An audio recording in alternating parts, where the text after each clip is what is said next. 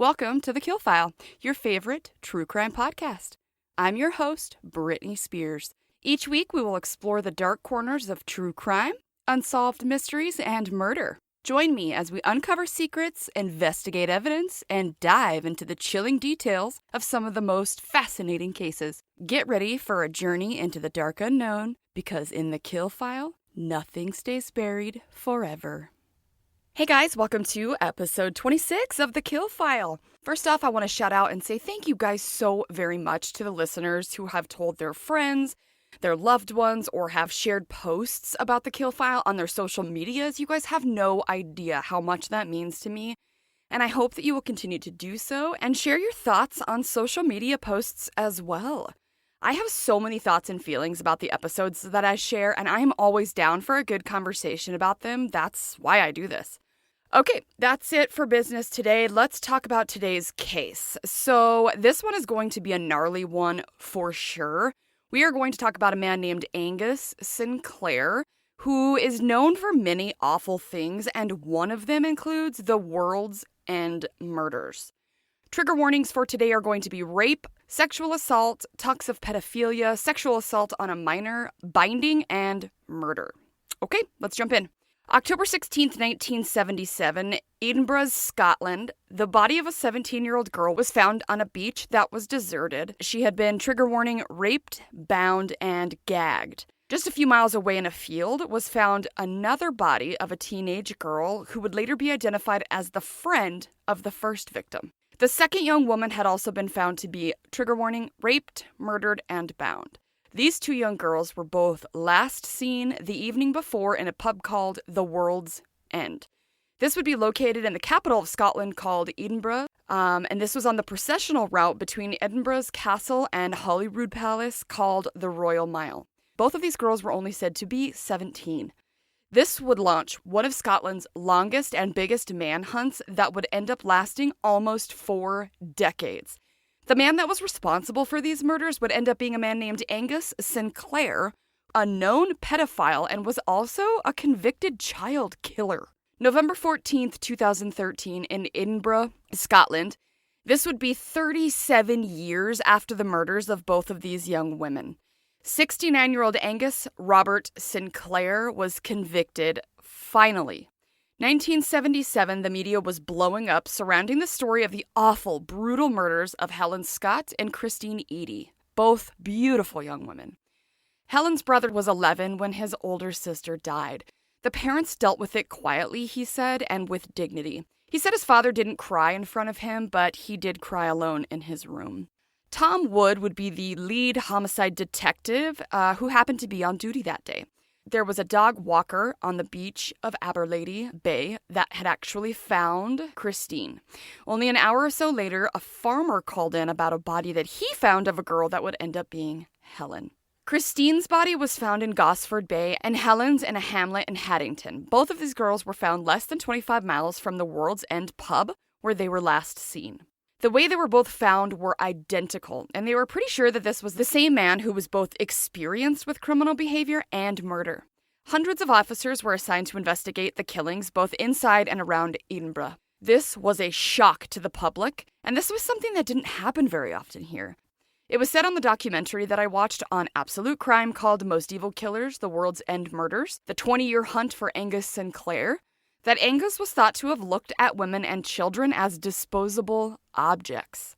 Angus Sinclair was born in Glasgow, Scotland, June 7th, 1945. He was the youngest of 3 children in the home where he was brought up by his mother and father, and they were both said to be hardworking parents in a tenement block on St. Peter Street in the deprived St. George's Cross area of the city.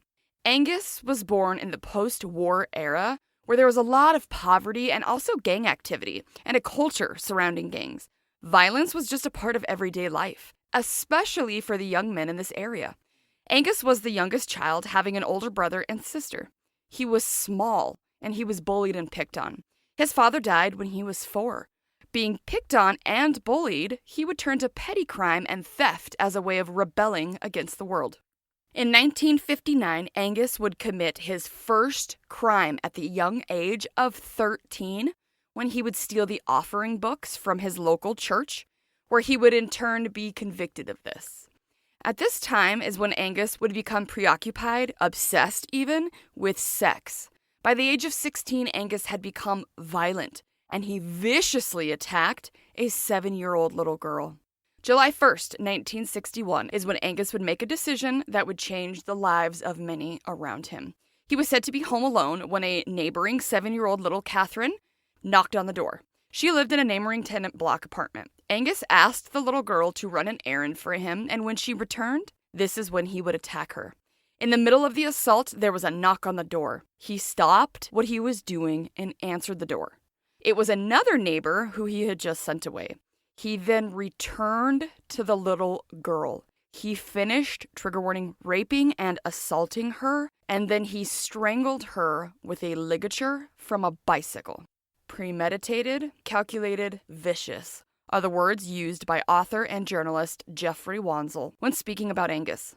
Angus would come up with a plan to make it look like she had fallen down the stairs by rolling her body down the stairs and covering her back up so they would hopefully not find the sexual aspect to his attack. He left her to be found inside the apartment hall at the bottom of the staircase. People noted Angus's weird behavior when she was discovered. He had made a point to talk to people and see his brother and try to establish an alibi.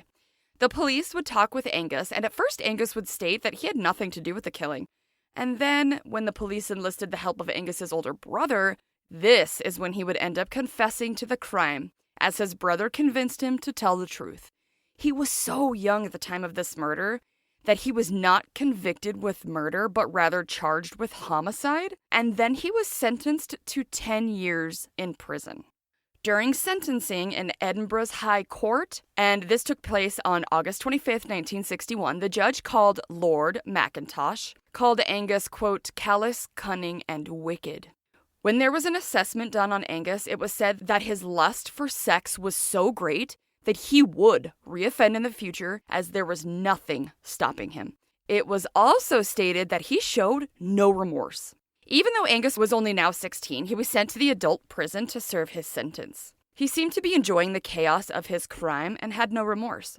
Rex Julian Bieber, a forensic psychologist, stated that in his time of analyzing and examinations of sexual offenders, he, quote, had never found a pedophile who attacks young girls to be genuinely remorseful. That is so true of seemingly so many offenders of different murders and attacks. While he was in an adult prison, he was around seasoned criminals and was kind of schooled in crime, and had also learned how to paint and decorate. After only 7 years of his 10-year sentence, he was released.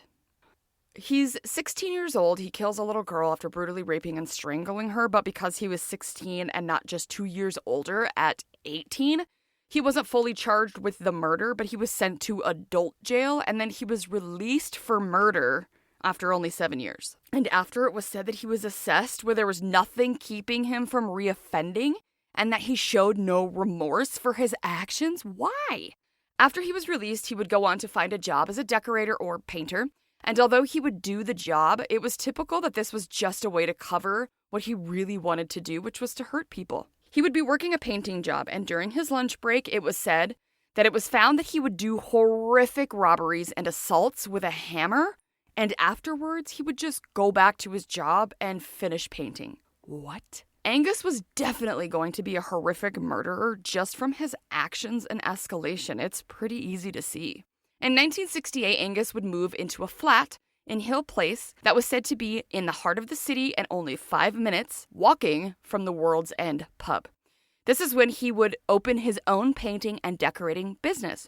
It was common for people to learn a trade in prison that they could use when they got out. Decorating and painting gave Angus access into people's homes.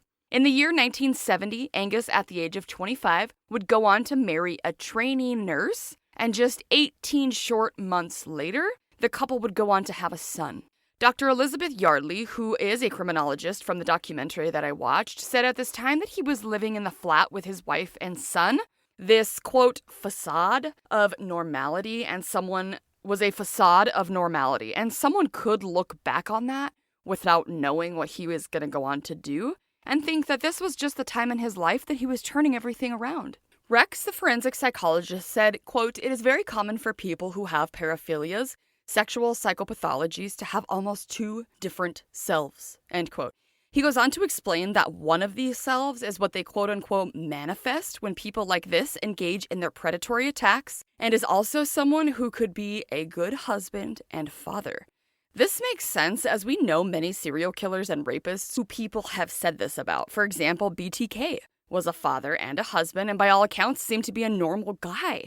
Now we know he was anything but, and did awful, heinous shit. But another example is the Golden State Killer, who was also a husband, a cop, and at one point he went on to have children and grandchildren. Who would have never guessed that their father or grandfather was the infamous Golden State Killer? It seems that these people who have these two very distinctive sides can switch from one to another. Bundy was like that. Actually, many people thought that he was just this charming and nice man, and of course he was an absolute monster. There's this one clip, I don't know if you've seen it or not, that was pointed out in a podcast that I listened to called Morbid, that one of the hosts pointed out that there was a moment in time that was caught on camera when Bundy was being led out of the courtroom in his nice suit, because of course he was representing himself as he was a student of law, but because he was still being held in jail while his trial was continuing, the bailiff or the officer was escorting him out of the courtroom. The officer briefly grabbed Bundy's elbow or arm to keep escorting him out of the room, and for a split second, Bundy's charming and nice facade dropped. And in that moment, that monster came out when he snapped at the bailiff to keep his hands off him. Oh, it's one of the scariest moments I have ever seen in a human being, and it has stuck with me ever since. In fact, when I was looking and researching this case up and I was going to say this, I watched it again and again because his face, when he realizes that he had just lost it, he almost shudders, oh my God, I can't believe I just let that slip. And then he tries to fix it. If you get a chance, you should look it up because you can see what he is pretending to be in court is an absolute facade. And for a moment, you get to see the monster within when he loses his composure, and in that instant, rage takes over him before he quickly realizes that he'd lost it for a second. And all I can say is that in my head, when you see the real Bundy for that moment, that must have been the Bundy that all of the victims saw while he was brutally attacking and killing them. It's absolutely terrifying because, by all accounts, Bundy was such a quote-unquote good guy. But when that mask falls for that 1 second, what's underneath is a terrifying monster. After Angus was married, he would be introduced to someone that he would later refer to as a kindred spirit. This would turn out to be his wife's brother named Gordon Hamilton. Gordon would go on to become Angus's partner in crime. Gordon would go on to move in with the couple. Angus decided to purchase a vehicle called the Toyota Hiace Caravanette that the two men would use when they would go on weekend adventures together. It was said that the two men both enjoyed fishing, and this is often what they would do over the weekends. The criminologist, Dr. Elizabeth Yardley, would speak to the fact that their relationship was actually very toxic. She went further to say that both of these men shared a view of, quote, what women were there for, who women are, and how they should behave. To that, I say fuck off, Angus. I absolutely hate hearing about men who feel that women should behave this way or that. You can go fuck yourself. And who the fuck are you to decide how someone should act?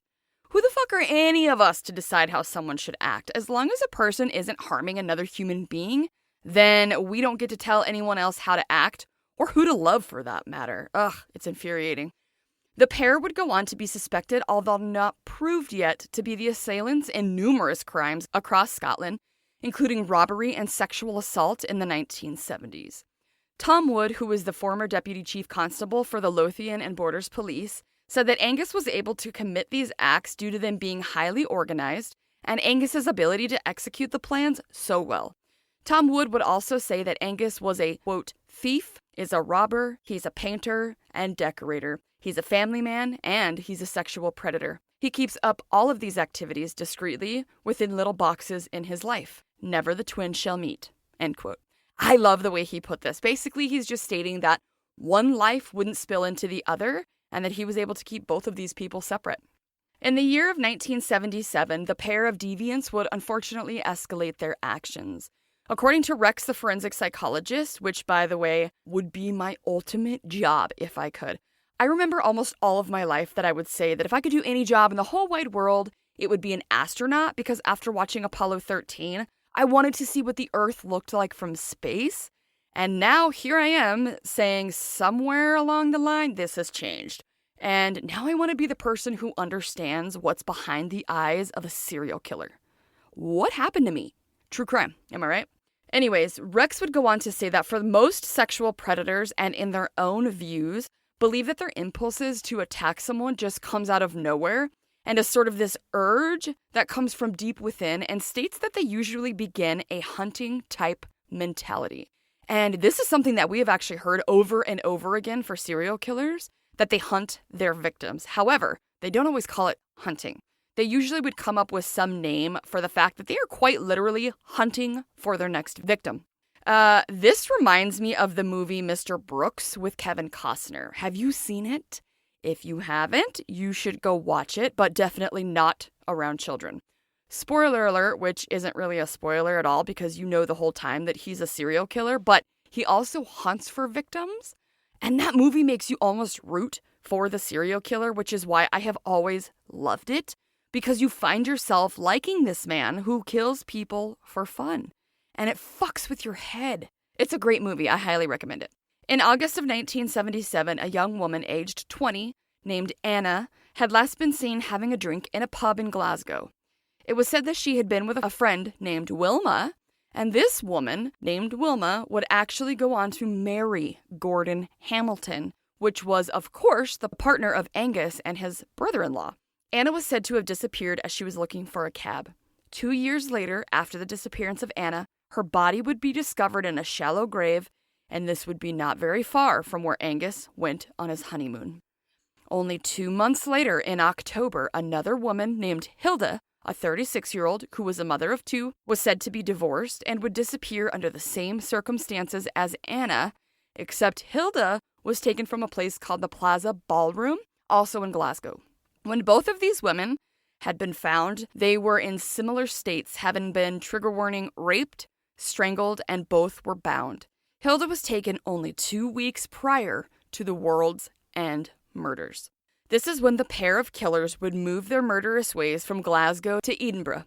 On October 15, 1977, 2 girls who were friends from the same school named Helen Scott and Christine Eady were out having drinks together in the World's End pub, and this was said to be located in the center of Edinburgh.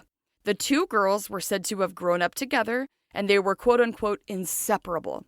The girls could never know what had started off as a fun night out with their friends and drinks would end so grisly as they made their last stop of the evening at the World's End pub.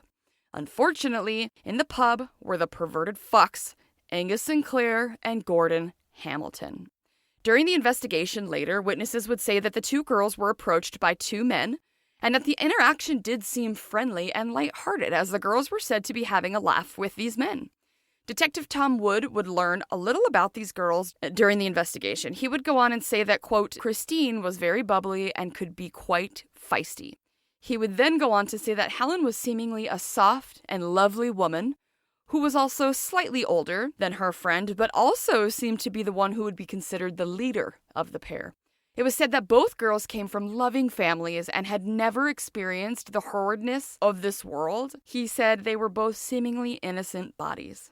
Helen's brother remembers that his sister left school at the age of 15 to pursue a job making kilts, which he said she did until the day she died. He went on to say that Christine was working as a typist in an accountant's office at the same time of her death. Witnesses to the night the 2 young girls were murdered stated that they remembered the young men both having short hair, which Detective Wood said was a little unusual because during the late 70s, most young men wore their hair longer.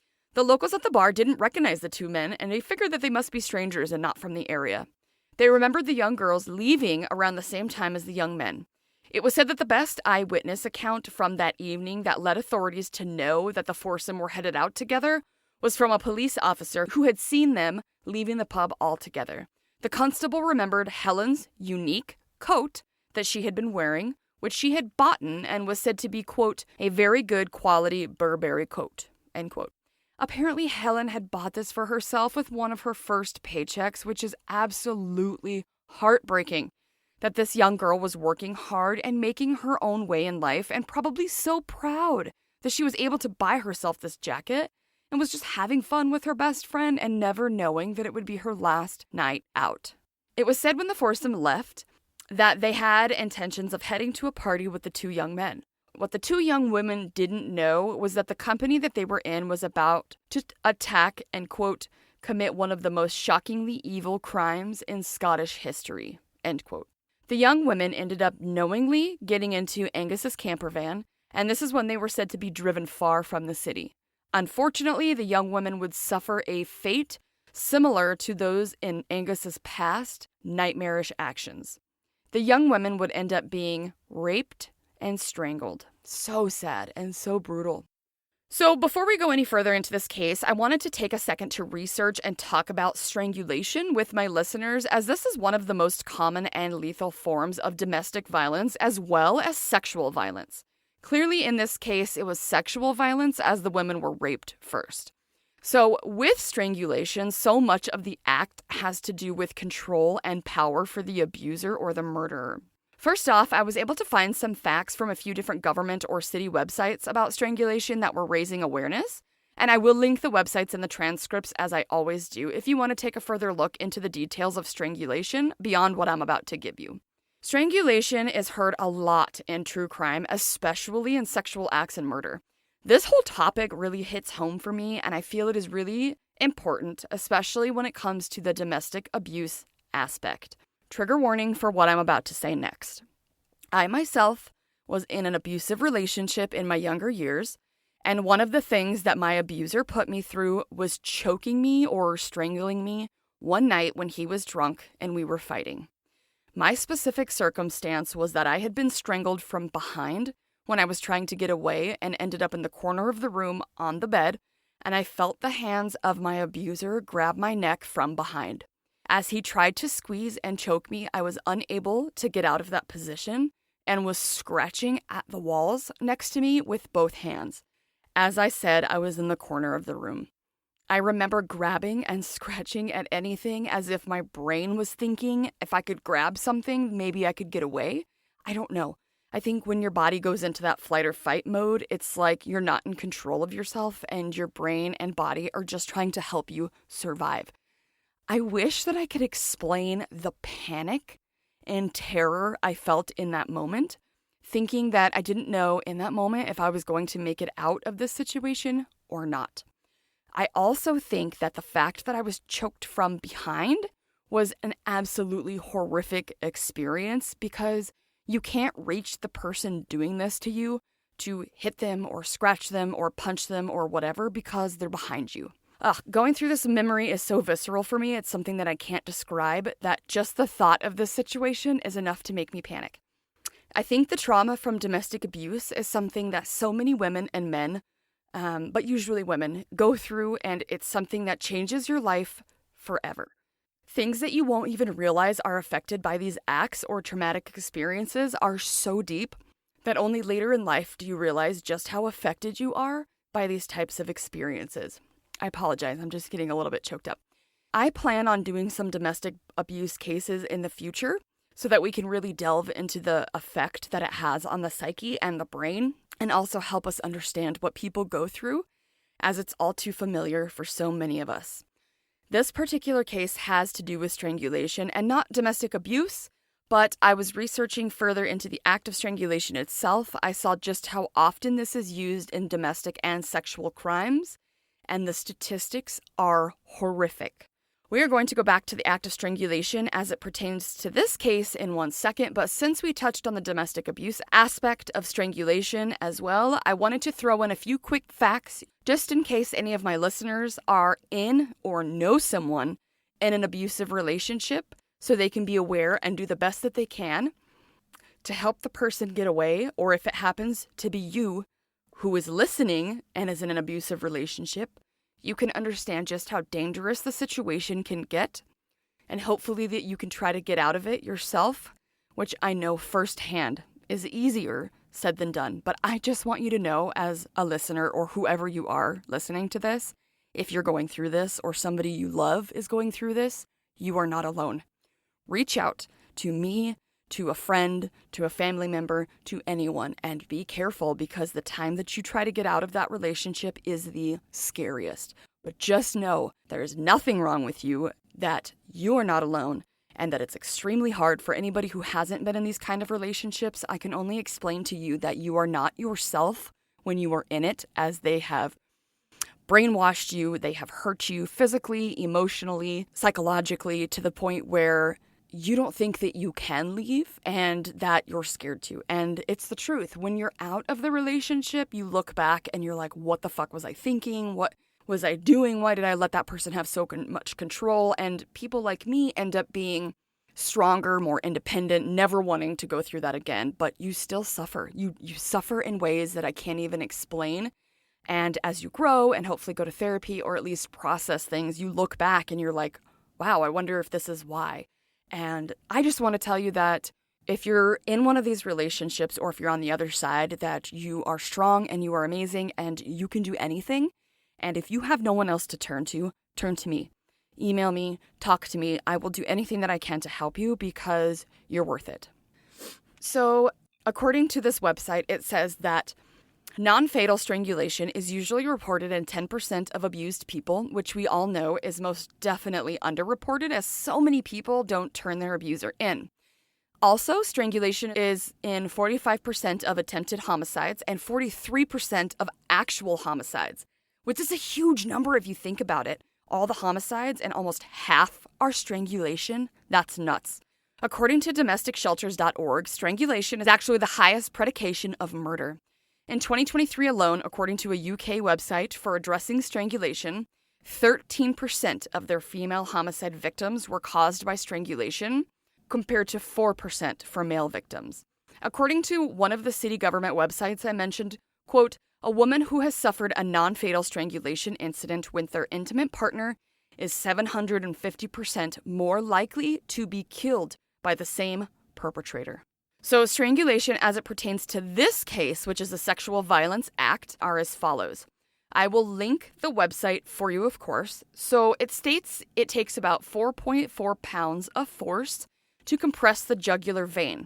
So for each of these, I went through and I researched exactly what these are in your neck or your head or your upper chest, because we can throw the words around all we want, but if you don't understand what that is, which some of them I didn't, and I'm a medical nerd.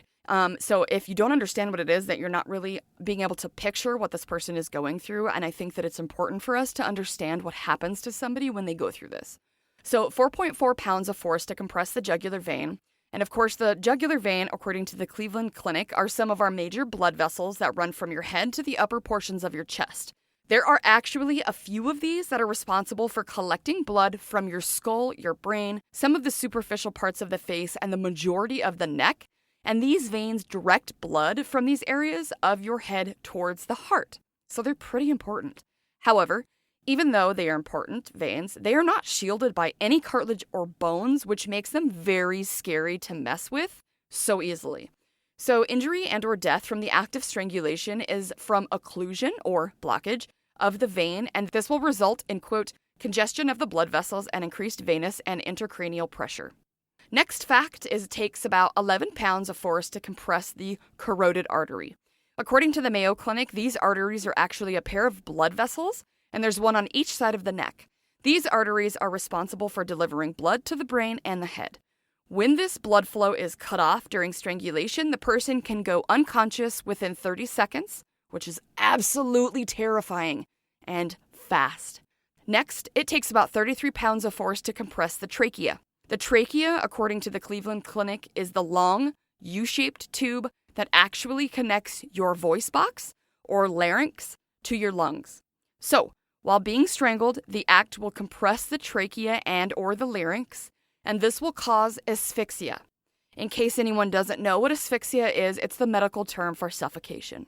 Next, it takes about 18 to 66 pounds of force to compress the vertebral arteries. According to the Cleveland Clinic, the vertebral arteries are the arteries that run through the spinal column and the neck, and these provide blood to our brain and spine, and these arteries are a part of our circulatory system. During strangulation, if the arterial wall is damaged, it can cause a dissection or tear of these vertebral arteries.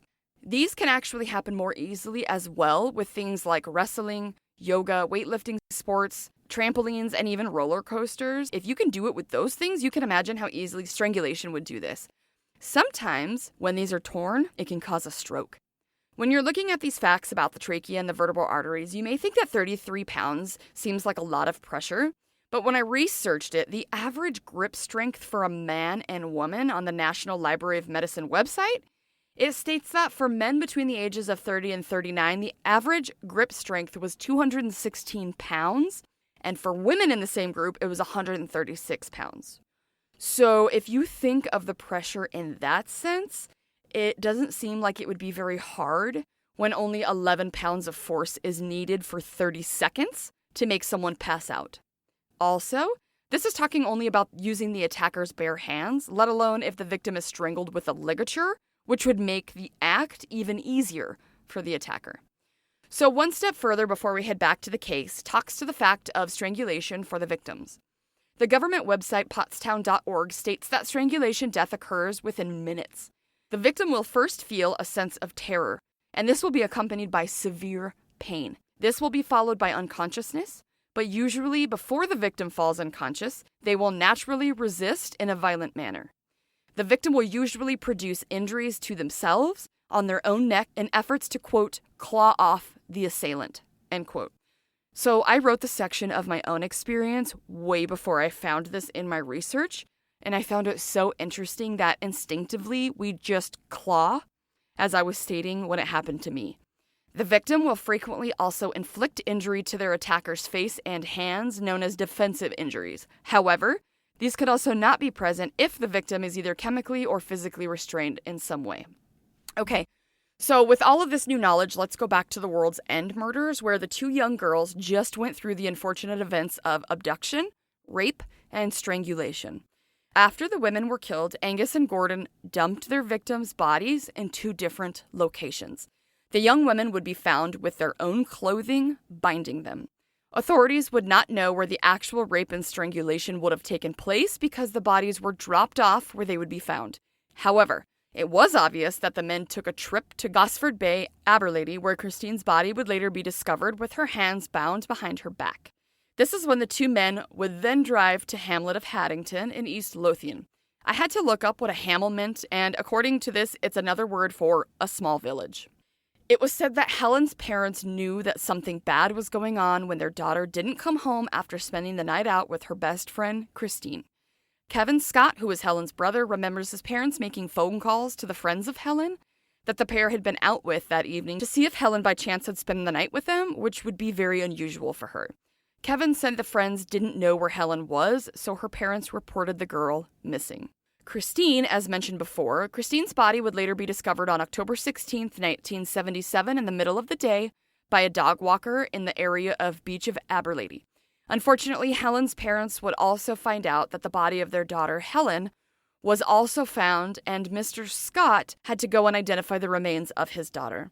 Helen's brother Kevin at the time was only 11 years old, and he says that he remembers the day after his sister was killed, that he was sitting on the steps, looking down at his front door, and then went on to say that he remembers thinking that his sister would never walk through the front door.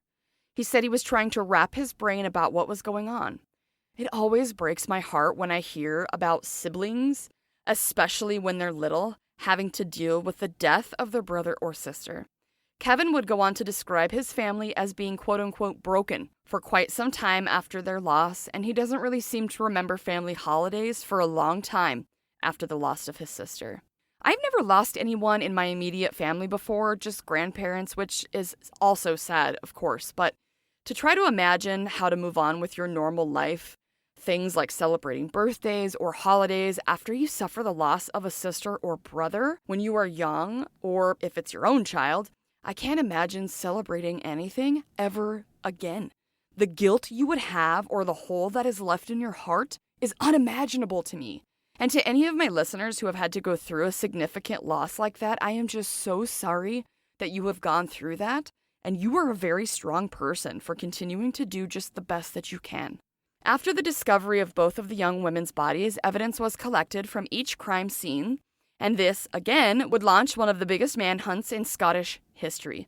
The evidence that would end up being a large part of this case would be taken to new forensic police labs in Edinburgh for its analysis. This lab was said to be only in operation for about a year when the scientist by the name of Lester Knibb, who stated that he was only about 25 when the evidence was brought into him from the World's End case. Lester would go on to say that at the time he was only the fourth person hired in the lab, which was made up of chemists and biologists, and at the time he was an assistant biologist. Lester went on to say that inside of that special coat that Helen had bought herself, they had found a, quote, quite a large amount of seminal staining. They used the staining for blood grouping and being able to prove that this was, in fact, semen. Blood grouping, I believe, is determining the blood type, and of course, if it's Rh or its rhesus factor, I don't know if I'm saying that right, sorry, and whether the blood type is negative or positive. So Lester would go on to explain that they had hoped that the testing on the sample, that fresh, would be quote-unquote fairly straightforward, but unfortunately, they had a hard time getting a good sample, and they had to abandon what they had gotten for results, as they may not have been accurate. So, the lab at the time was not able to help the Scotland police in the case of the World's End murders, which must be so frustrating knowing that you have evidence in your hand, but there's nothing you can do with it. The lab did, however, hang on to the evidence in hopes that the forensic technology would continue to advance. Maybe they would be able to do more in the future with the evidence collected. The lab put a report together on what they could find, which wasn't much, and they put the articles into storage for hopeful later use. Just 1 year after the World's End murder, Angus would go on November 19, 1978, to be on the hunt near a place called Barnhill Station, which was located in the suburbs of Glasgow. Angus would go on to spot his next victim, which unfortunately would be a 17-year-old girl who at the time was a machinist, and this young lady's name was Mary Gallagher.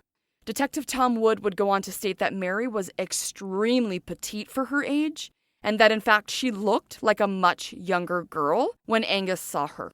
Mary had been on her way to go meet a friend that was said to be on, quote, the other side of the railway tracks. Mary's mother and sister saw her off around 6:45 p.m. the evening she was last seen. When Angus had met Mary, it was said that he threatened her at knife point to take off her clothes and ultimately would go on to, trigger warning, slit her throat and effectively end her life.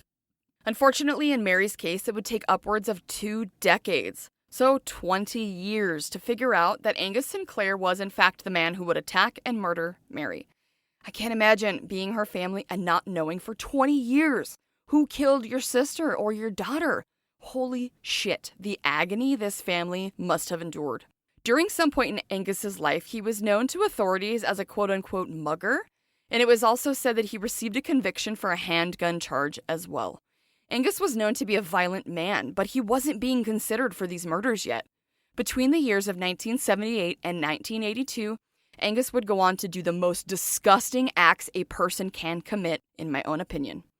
During this time, 11 children would report being sexually assaulted by Angus. 11 children. What a sick fuck.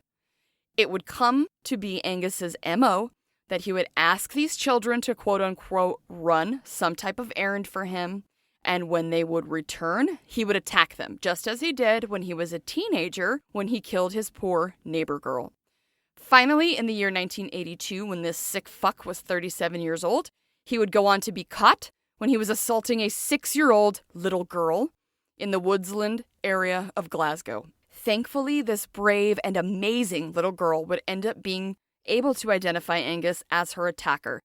She was able to remember that she saw him in a painter's outfit and that there were flecks of paint on his shoes and in his hair, while also remembering that he smelled like turpentine. Angus was then found and arrested, and then had trial at Edinburgh's High Court, and this would take place on August 31st, 1982. He was charged with 13 sexual assaults on children, and he pled guilty to 11 of them, 3 of them being rapes. Angus would go on to be convicted of, quote, 3 charges of rape, 7 charges of lewd and libidinous practices, and a breach of the peace, end quote. For those of us who don't know what libidinous means, it's something that is showing to be lustful and excessive sexual drive. New word for the day. So all of this was enough to get him a life sentence where he would be sent to Peterhead Prison, and this was located on Scotland's east coast, apparently just north of Aberdeen. Thankfully now, Angus was off the streets and unable to hurt any more children or young women. However, he would not be proven to be one of the two men who committed the heinous acts of the World's End murders yet. This would take a big break in the abilities of forensic testing and technology before the justice would be brought for these two victims. Angus would go on to finally be proven to be the disgusting serial killer that he was. In Glasgow in 1997, the Strathclyde police would end up reopening the, quote, oldest unsolved murder in their cold case files, that of Mary Gallagher, end quote. So, if you remember, Mary was found dead in November of 1978, and this would be 19 years before they reopened the case. This is when the lab would be asked to run the evidence that they had through the new and cutting-edge DNA technology. The lab ended up running the sample through the DNA database the lab had kept on file. While Angus was in prison, he had given up his DNA, and this is when it would be matched to some semen that had been found on Mary Gallagher's pubic hair. This would prove that Angus was Mary's killer and rapist. On June 1st, 2001, Angus stood trial for the charge of murder in Mary's case. This was said to be just weeks before he would be eligible to apply for parole. So thankfully, he was being charged and justice was being served for Mary and her family. But I also sincerely hope that the parole board would not have let Angus out. With him having raped at least 3 children and sexually assaulting 13 children that they know of, this monster of a human being should definitely not be loose at all. During the case of Mary Gallagher, Angus would go on to say that the sexual relations with Mary was entirely consensual in an effort to deny any rape occurring. After the trial lasted of 12 days, a jury would end up convicting Angus for the murder. And remember, this is for the second time as he was convicted as a teenager. Let's not forget that. Angus would be handed another life sentence for Mary's murder. Angus and Gordon were still not being charged with the murder of Helen or Christine from the World's End murders, unfortunately. It would be more than 30 years from the time of the murders that the authorities would be able to tie the two fuckheads to the murder. It was said that after the biggest murder team in the quote-unquote northern borders was put together and investigated the World's End murder, for a year, the team had actually hit dead ends after there were no more clues and nothing more to investigate.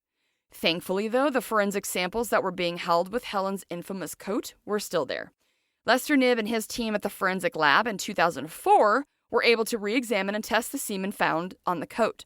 Of course, this would come back as 2 DNA samples on the coat, not just 1 as they had thought. Within hours, Angus's DNA would come back on the coat, and this is when the hunt was on for the second perpetrator. Detective Tom Wood would go on to say that there was a, quote, familial line running through the DNA sample we had found which led back to the Hamilton family, end quote. This is when they would figure out that the person who had been with Angus during the murders was his brother-in-law, Gordon Hamilton. To definitively prove that this was Gordon, they needed his DNA to match it. Unfortunately, they discovered that Gordon had been dead at this point for 7 years. Without having access to any of his DNA at the time because there was nothing left, the authorities got creative, and this is so impressive. Detective Tom Wood stated that they were able to actually track down, quote, a piece of handiwork he had done and managed to retrieve old DNA samples from that, end quote. The test would come back conclusively that it was a match for the murders. In what was said to be one of the largest investigations in Scottish history, Detective Tom Wood was able to set up something called Operation Trinity, where he would be put in charge of it. He would end up being the leader of a team of over 60 retired policemen from what was said to be 3 different police forces. This is when the massive investigation took place, and where the team would analyze and review over 1,000 murders that had taken place across Scotland between the years of 1968 and 2004. Detective Tom Wood went on to say that there are several murders in Glasgow that had some resemblance of the World's End murders. All of the murders that were similar had taken place in just a 6-month span during the end months of 1977 into the beginning of 1978. The team created a report for the Crown and reported the authorities, at the time, should charge Angus for different murders. Unfortunately, with the lack of evidence from the Glasgow murders, the prosecution felt that those may not stand up in court, but they did decide to charge Angus with the World's End murders of Helen and Christine. August 27th, 2007, Angus stood trial in a High Court of Judiciary in Edinburgh for those murders.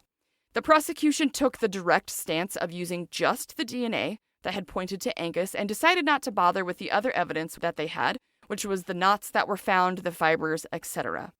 Of course, Angus used the defense that the sexual relations were consensual and that the girls were alive and well when he left them with his brother-in-law, Gordon Hamilton. So he essentially blamed everything on Gordon, who was deceased, and sold the story that he himself was innocent. Unfortunately, because the Crown, or prosecution, didn't include any of the supportive evidence to tie this to Angus, and only used the DNA, and the defense was able to put some reasonable doubt that the sex was consensual, the DNA was no longer relevant. Without any other evidence of the murders being tied to Angus, the judge, named Lord Clark, threw out the case. Can I just say that I want to live in Scotland, which is weird coming from this case, but the country is beautiful. The accents are amazing, the fancy words make my heart so happy, and the history and buildings and castles are just something that I have to see for myself one day. Detective Tom Wood said the day the judge threw out the case, he was absolutely beside himself. They showed a clip on the documentary of Helen's father that day, and he was heartbroken and crying, stating there had been just years of, quote, trying to get a conclusion. Oh, I felt so bad for him. It was so sad to see. Apparently, after the decision by the judge, absolute shock spread across Scotland, and something interesting happened. Detective Tom Wood would go on to say that in the wake of the decision made by the judge, a lot of, quote, journalists, politicians, and significantly the Lord Advocate themselves, who's in charge of all prosecutions in Scotland, said, whoa, stop, something isn't right. And they started a pretty root and branch review of the justice system, particularly when it comes to double jeopardy, end quote. This is when the documentary would go on to explain that Scotland happened to be one of the last countries in Western Europe that had still had the double jeopardy law where you can't be charged with the same crime twice. This would actually be overhauled after this 2007 trial. This is when the law changed, and Angus Sinclair was the very first person to be retried. Helen's family was so thankful that this would happen. On October 13th, 2014, Angus Sinclair would stand trial again for the World's End murders. The prosecution in the second trial used all of its supporting evidence and the most advanced forensic technology to make their case against Angus. This time, the prosecution nailed the case and did things right. The jury would hand him a unanimous conviction of guilty. The judge this time gave Angus 37 years in prison, and this was apparently the longest sentence in Scottish legal history. Angus would be over the age of 100 when he would even be considered for parole. After the verdict, Helen's brother Kevin went to visit his sister's grave, and he said there were dozens of roses and a card that said, quote, from a nation we will never forget, end quote. Just reading that made me tear up, and I am not much of a crier. But to see that this country also wanted the justice for Helen and Christine, and that this 30-year-old murder case was still important, just made me so proud for them as a nation. Good for you, Scotland. What an amazing thing, just as human beings, to care for these two girls and their families. Oh, that just touched my heart. And that, my friends, is the case of the World's End murders, and the story of Angus Sinclair, pedophile, serial killer, rapist, and degenerate beast. Fuck you, Angus. I hope that he has just the absolute worst day of his life every single day he wakes up in prison. This case was interesting to me that a nation would change its laws because of something that is just not right, like this first trial of the murders of Helen and Christine. Also, hello America, let's figure out why we are still behind the times when it comes to some of our justice system. And this whole double jeopardy thing is absolute bullshit. I don't understand it. I hate to hear that when someone gets away with murder, and then later they find out that they have the proof that this person is the murderer, and they can't charge them again and put their asses away. What the fuck is that? It's like, well, if you're sneaky and lucky enough to fool a jury of your peers into believing that you're innocent, then you win. Like, what? No. It should be that if there is reason enough to retry someone for murder or rape or pedophilia or whatever, that we as a country should reserve the right to nail your ass to the wall when we get another chance. Sorry, not sorry.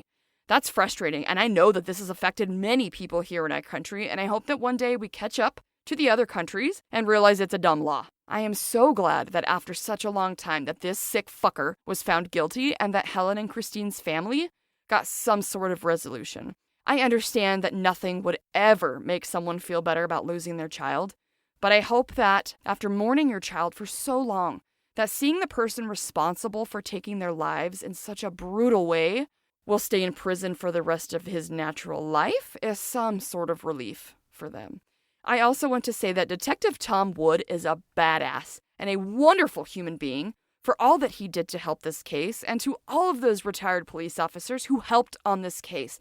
They are the real deal, and the type of people I would hope any police officer would and should be. Amazing. Well, I hope you guys enjoyed this episode, and I hope to see you next Monday for another episode here on The Kill File. Stay safe, you guys. Bye. Well, that's it for today, you guys. Thanks so much for hanging out with me and listening to another episode of The Kill File. Don't forget to check out the merch shop, either at thekillfile.com and click Shop Merch, or you can visit thekillfile.printify.me/products for some awesome true crime merch. Also, follow along on the Kill File socials for posts about episodes, pictures about the cases, for updates, and more. We are on Facebook, Instagram, and X as The Kill File, and we are on YouTube and TikTok as The Kill File Podcast. Also, feel free to check out the website at thekillfile.com, where you can learn more about me, your host. You can learn a little bit more about how The Kill File got started, and you can suggest a case right there on the website. Let me know in your case suggestion if you want me to shout out your name if I cover your case. There is contact info on the site as well. You guys have no idea how much I love to hear from you. It makes my whole day. Come back on Mondays wherever you get your podcast fix when we will cover another case on The Kill File, where nothing stays buried forever. Stay safe, you guys. Bye.